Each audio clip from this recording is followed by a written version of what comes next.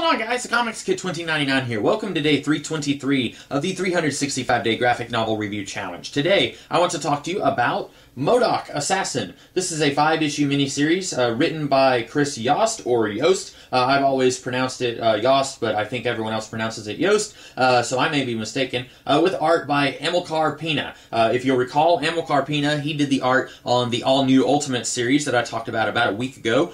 His art here is kind of similar to the style that he did in that series. It's a little less cartoony. Most of the characters in this book are depicted a little bit more realistically here than they were in that miniseries, with the exception of MODOK. I feel like MODOK is depicted very cartoonishly, very ridiculously. He is played for laughs here, and that's definitely how I prefer the character of MODOK to be used. I've always liked this character ever since I was introduced to him. There was somebody, and I have no idea who it was, I wish I could remember who said this, but somebody who worked on the character said that MODOK can either be played very seriously and can be a little bit terrifying, or can be played for laughs and can be very hilarious. And I don't agree with that statement at all. Every story that I've ever seen that uses MODOK plays him for laughs. You've got Iron Man the Animated Series, which was overall extremely terrible, but every time MODOK was on screen, I was always laughing my butt off. And then you had MODOK's 11, which was a miniseries from about 10 years ago, written by, I want to say Fred Van Lente, but I may be mistaken, and that was a heist story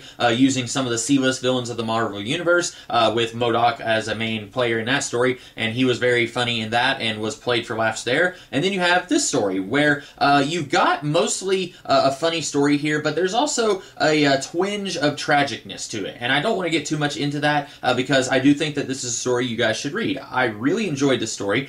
Basically, the premise here is that MODOK is a agent of the Baron of Killville, which is one of the regions of Battleworld. If you'll recall, in the Secret Wars event, there are numerous alternate realities that have all been smashed together into one super alternate reality, and Killville is one of the regions of this larger super alternate reality. I don't really know much about the politics of Killville, only that Baron Mordo is the agent of Dr. Doom, who runs this region, and MODOK works for Baron Mordo. And he encounters one of the Thors, the Thor Corps. They are basically Dr. Doom's personal army. They go between all the different realities, and he meets one of the Thors, who is actually Angela. Angela is a character who originally appeared in Spawn from Image Comics, and then because there was a big dispute over who actually owned the character, Neil Gaiman or Todd McFarlane, eventually Todd McFarlane won the court case, so he took the character of Angela to Marvel Comics, and now she is a character who exists in the Marvel Universe. And here, she is one of the Thors, and then she lands in Killville, and then she and MODOK form a reluctant alliance, while all kinds of crazy stuff starts happening to both of them. Various assassination attempts are happening against both of these characters, and they have to figure out who is behind this and why they are behind this. So it's a little bit of a mystery. It's one that at first I wasn't really sure who was behind it, and then once they reveal who is behind it, I was kind of slapping my forehead saying, like, of course, who else could it have been? So I'm not going to say that it's an especially difficult mystery, but it did stump me, so maybe it's more difficult than I would care to admit.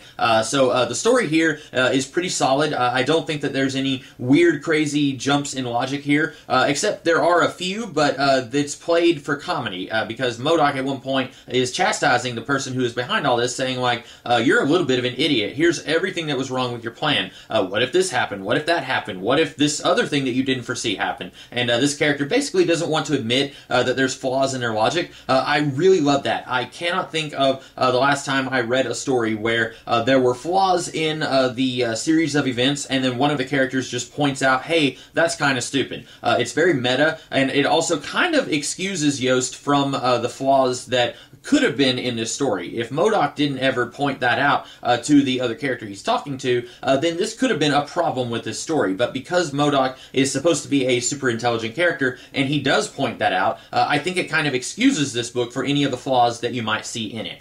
So I really love the story here. I also like the possible romance between MODOK and Angela. I really like that even though this is a character that MODOK doesn't know very well, he is basically a machine, specifically a machine only designed for killing. They say that numerous times in this book and in other books. Even though he is a machine, he is susceptible to human emotions, because at one time he was a human. And he falls in love with Angela, even though it doesn't really make sense for him to fall in love with her. He only just met her. The entire 5-issue mini takes place over the span of like 2 hours, I think.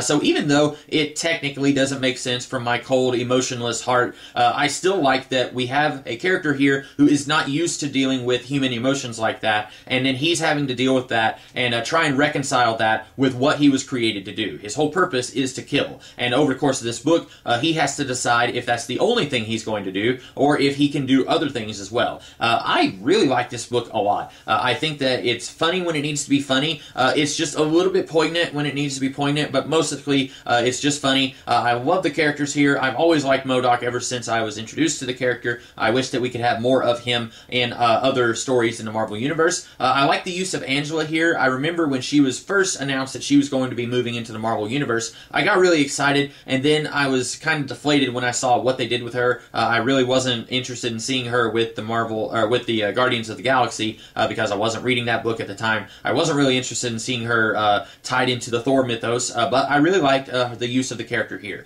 So anyway, I think that you guys would probably like this book. It's a very fun time. I enjoyed the heck out of it. So those are my thoughts on MODOK Assassin. I hope that you guys liked this review, and if you did, be sure to like, share, comment, and subscribe, and I will be back tomorrow with a different review. In the meantime, you guys have a great rest of the day. Catch you later.